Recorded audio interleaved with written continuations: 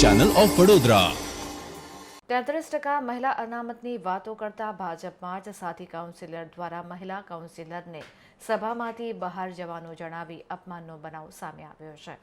Councillor સ્નેહલબેન પટેલને 2 દિવસથી તેમની તબિયત બગડી હતી, તેમ છતાં તેઓ કોર્પોરેશનની બજેટની સામાન્ય સભામાં આવ્યા હતા।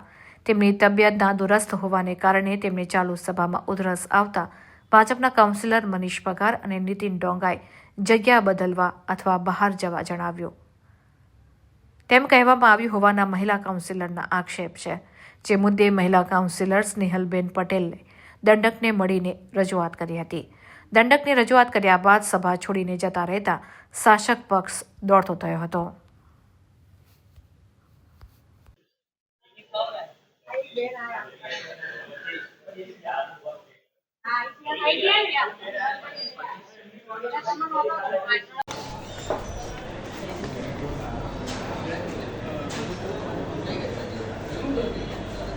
ખાંસી થતી એટલે તમે એવું કીધું કે પાણી પી લો, તમે ના મેં નથી સામે જતા રહો એવું કહી રહ્યા છે કે બીજી જગ્યા ચેન્જ કરો એવું તમે મેં નથી કીધું। કોણે કીધું? તમારા એમ મને નથી ખબર। એ તમારું નામ લઈ રહ્યા છે શું તમારા અને મનીષભાઈ પર એવો આક્ષેપ છે કે તમે એમ કીધું કે આ જગ્યા પરથી અલગ બીજી જગ્યા પર બેસી જાઓ। ના ના ના ના બેનને મેં એવું કીધું કે બેન એસીનો બ્લો તમારા માથા પર આવે છે એટલે તમે મારી જગ્યા પર આવી જાઓ, સામે જતા રહો નહીં કીધું। તો કાઉન્સિલરને આ રીતે એમને એવું લાગ્યું કે એમનું અપમાન થયું? ના હવે હું તો એની સ્વાસ્થ્યને ધ્યાનમાં રાખીને કીધું ભાઈ બ્લો તમારા માથા પર આવે છે, તમને શરદી થશે એટલે તમે અહીંયા આવી જાઓ। બેને અલગ લઈ લીધું એવું છે, એવું લાગે? બિલકુલ। શું લાગે છે તમને? શું આપ કોને આપને શું લાગ્યું? બેને શું લઈ લીધું? અમે તો એને સ્વાસ્થ્ય માટે એવું કીધું બેન તમારા માથા પર બ્લો આવે છે, તમે એસી બંધ કરવાનું કહે છે, તો તમને ઠંડી લાગતી તમે મારી જગ્યા પર આવજો, હું તમારી જગ્યા પર આવી જાઉં। બેને અંદર રજૂઆત કરીને બહાર નીકળી ગયા? ના એ મને નથી કેમ બહાર નીકળી જાય। સભાસદનો 2 દિવસથી તબિયત ખરાબ હતી એવું મને ધ્યાનમાં બી હતું જ। એમનો ચાલુ સભામાં મને ફોન આવ્યો કે હું તબિયત નથી સારી એટલે ઘરે દવા લેવા માટે જઈ રહી છું, એટલે સ્વાભાવિક છે કે એની કાળજી તો લેવી પડે, એટલે મેં હા પાડી કે તમે જઈને પાછા આવજો બપોર પછી એમ। અને પછી એમની સાથે હું બહાર કાળજી લેવા માટે કે ભાઈ શું થયું છે, વધારે થયું તો હું મારી કોઈકને વ્યવસ્થા કરીને એમને ઘરે પહોંચાડું એમ। પણ તમારા માધ્યમથી બીજું કંઈ ખબર બી પડી છે એટલે હું એમને બી અને બીજા સભાસદો છે એમને સાથે વાત કરીશ આ મામલા માટે।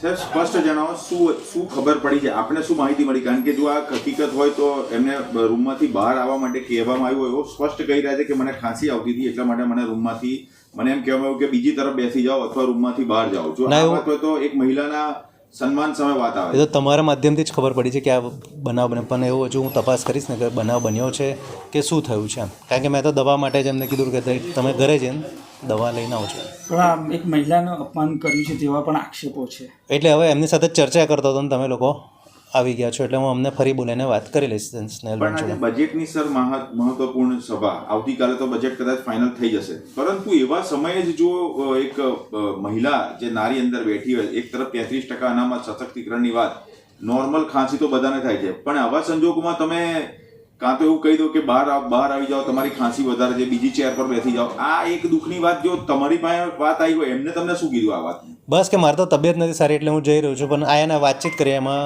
મીડિયાના ભાઈઓ બધા આવ્યા છે એટલે પણ એ કદાચ ઘરે જતા રહ્યા છે સ્નેહલબેન। એક્શન લેવાશે જો એમને આ રીતે?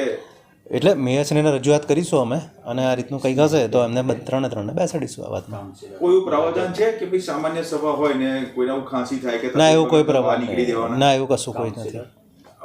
તબિયત મારી 4-5 દિવસથી ખરાબ જ છે, એના કારણે જ હું સભામાં બોલી પણ નથી, અને આજે તો આટલો અવાજ બી નીકળે છે, પણ ખાંસી મને વધુ થાય છે।